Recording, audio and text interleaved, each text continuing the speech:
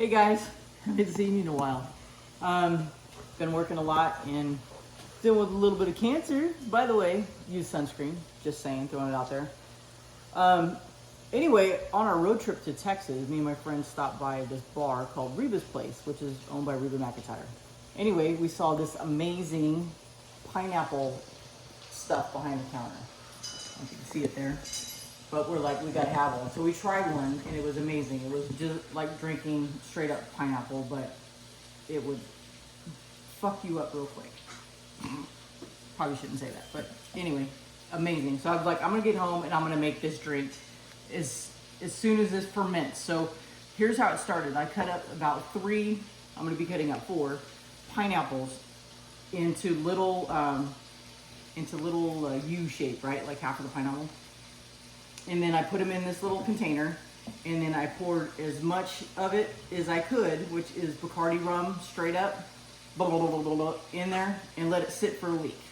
Okay? Well, today's that day, and Mama had one of those days at work where you wanted to, things didn't go right. Anyway, end of the month. You know how that goes.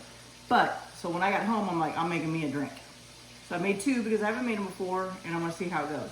So, here we go. Here's what I kind of came up with. So, we're going to start off with our little shaker.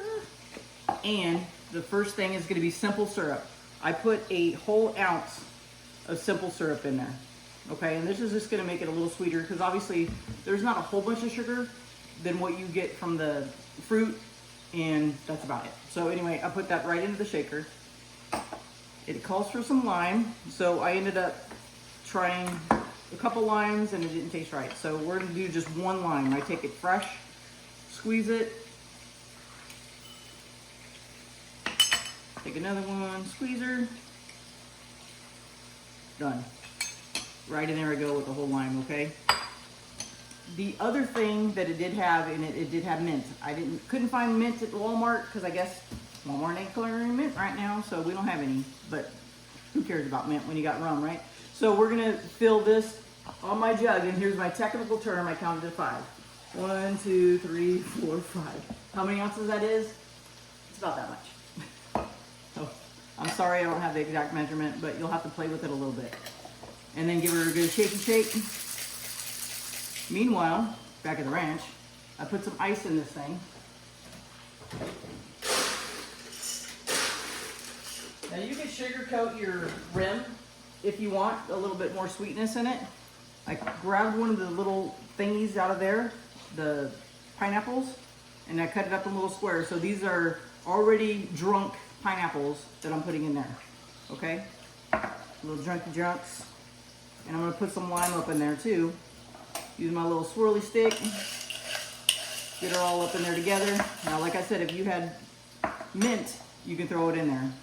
I don't care about good breath when I got rum and pineapple breath. Nobody cares, right? Pour that all up in there. See that?